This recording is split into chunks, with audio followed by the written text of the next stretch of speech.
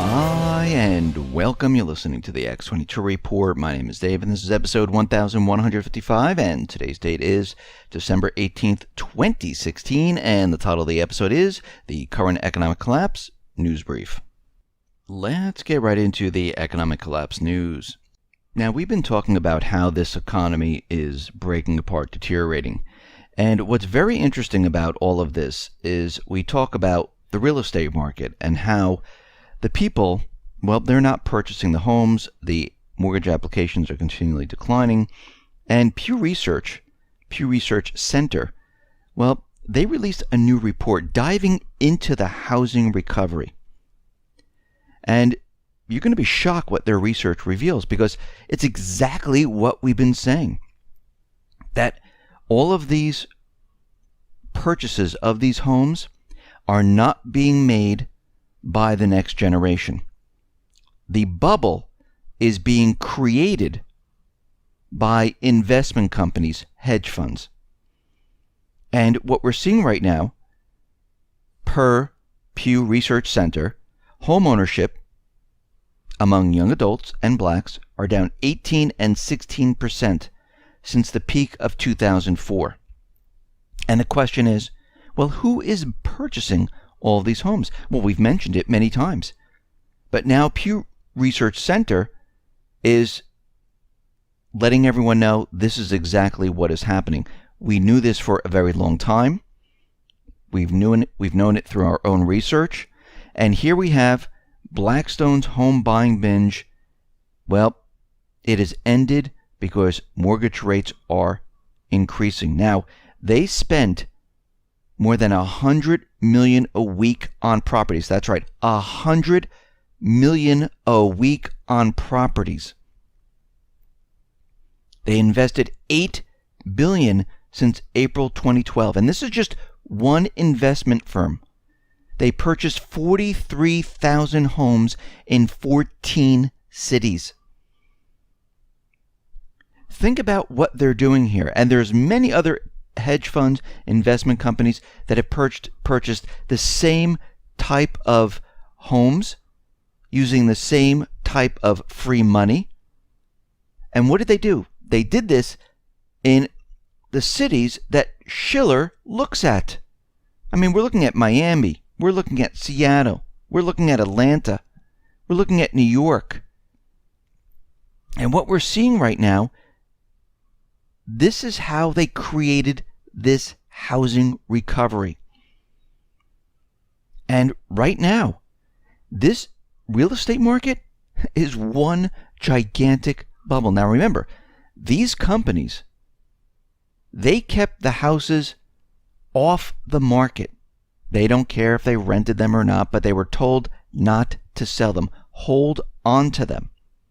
And that's exactly what they did. Banks, they were told not to foreclose on the people. Let the people stay in the house. Don't let them on the market, because if you do, well, the prices can't rise. They'll drop. And this is what they did. They kept inventory off the market to push the prices up. And it's funny because Obama's housing recovery, well, it didn't help the young adults, the blacks. It didn't help those individuals that he promised for hope and change. Who did it help? Wall Street, the wealthy. It inflated their homes. Now, we might be seeing the petrodollar completely disintegrate right in front of our eyes. Saudi Arabia, they're going to rethink their financial strategy towards the U.S. due to several factors. Of course, Donald Trump being the president of the United States as of right now. We don't know what's going to happen in the future. And Saudi Arabia is looking into this saying, well, the law was passed where the United States is allowed to sue them. They're looking at their investments in the U.S., and they might be changing their strategy completely and moving closer towards Russia. And this is a threat once again to the petrodollar. And we can see what's happening right now is that everything is starting to rapidly fall apart, and these Middle Eastern countries are starting to realize, well, we're coming towards the end here. We have to remember, out in the Middle East, the United States government central bankers, they are losing control of the Middle East. The people are taking back their country.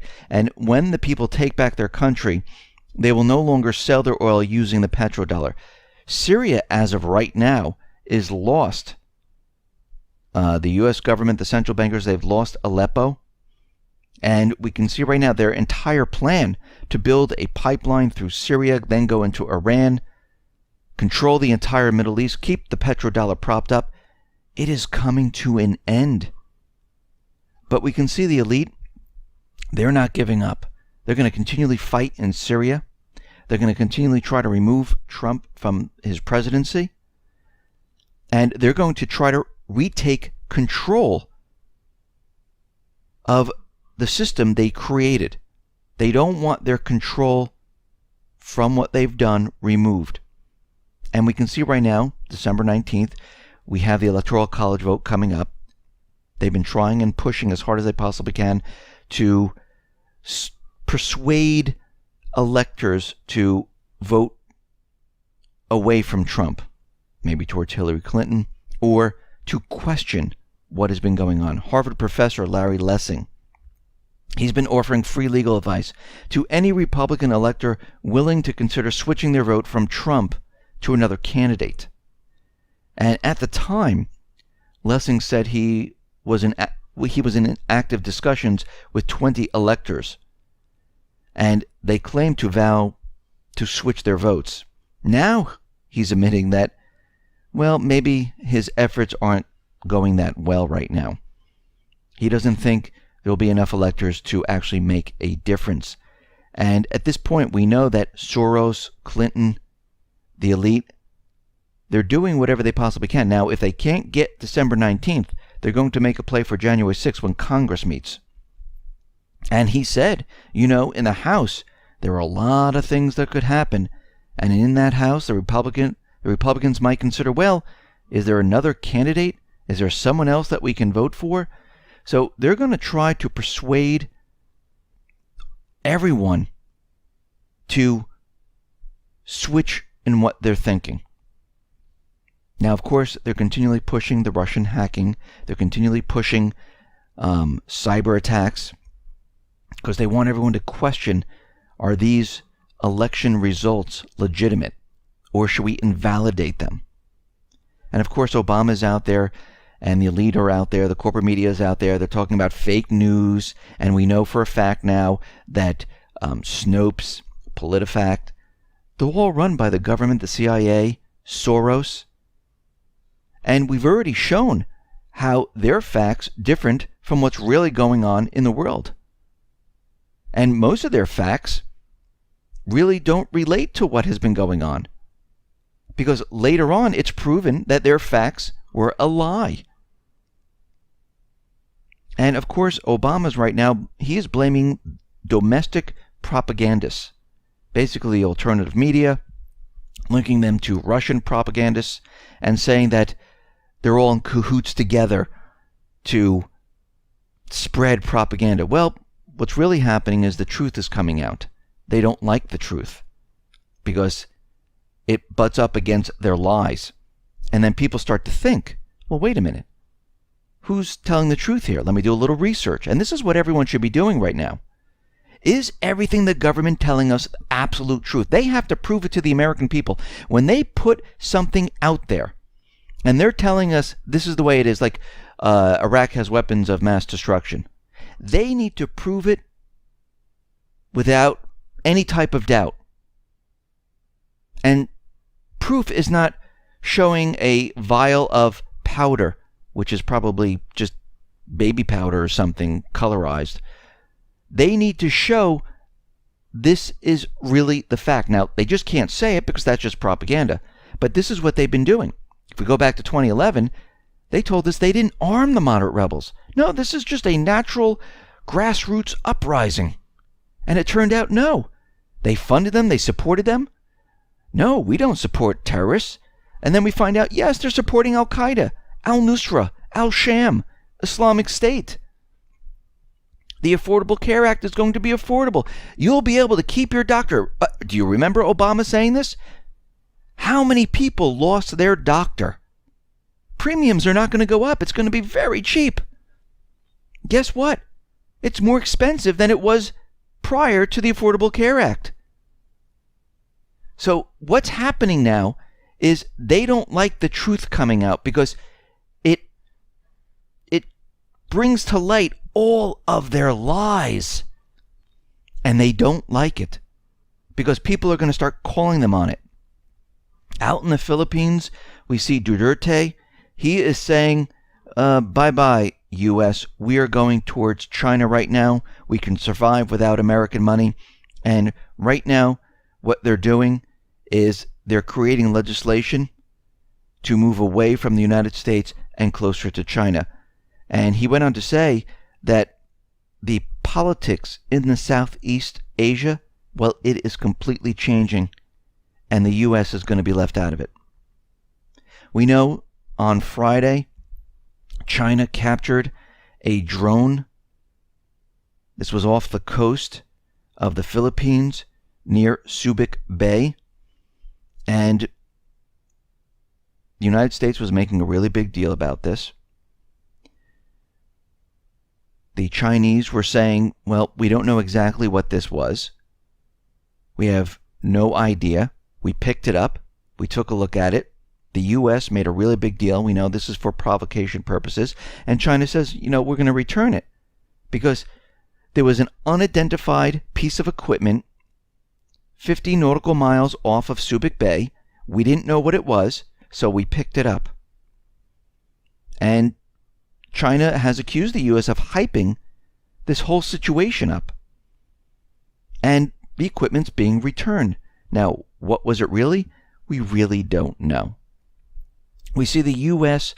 is sending 1,600 tanks to the Netherlands, and they'll be storing them in a complex in the southeastern village of Eigelshoven, which was originally opened in 1985 to allow U.S. troops to practice drills in the event of a possible Soviet invasion. And once again, the United States and NATO, they are placing equipment all over Eastern Europe because they're preparing for war. This is what they've been doing for the last couple of years. And it really has accelerated up to this point. We see 600 terrorists in Damascus. Well, they are returning and handing over their weapons because Assad promised them amnesty if they agreed to surrender, give their weapons in, and they can be brought back into society, into Syria, and this process is ongoing right now. We see the moderate rebels, the group Al-Sham, they're not giving up. Well, the buses that are being brought into Aleppo to evacuate the people, it looks like the Al-Sham terrorist group, which is an offshoot of Nusra Front, the United States tried to rename them so they wouldn't be considered terrorists under the UN resolution. They are attacking buses. They are burning them. They're making sure that people can't be evacuated because they use these people as shields. Now, Patrick Henningsen and Vanessa Beeley, well, they broke a report that 14 U.S. coalition military officers, they were captured in East Aleppo during the Syrian Special Forces raid on a bunker. And the story was quietly leaked to Voltaire.net, and it looks like the Security Council, well, they're having a private meeting to keep this under wraps, why they have a discussion on how this is going to be presented. And they have a list of names, what countries they're from. We see one is from USA, one is from Israel. These are NATO officers, and they're from many different states, including the US, France, Germany, Turkey, as well as Israel. And this is a really big deal because they were in the area where the terrorists were, supporting the terrorists. And we can see right now that the situation in Syria, the terrorists are losing ground. The U.S. really has no reason to be in Syria anymore. We see there's a threat to the petrodollar. Saudi Arabia is already signaling that this could be the end right now because we're done here. We see the writing on the wall. We see what's happening in the Middle East. We're losing Syria. And we see the elite. They're going to continually push forward until they get their way. They will not give up. They will continue on. If one plan doesn't work, they move to the next phase. And we'll see that coming up shortly. Listen, everyone, thanks a lot for listening. Be well, be safe, and especially be prepared. Thanks a lot.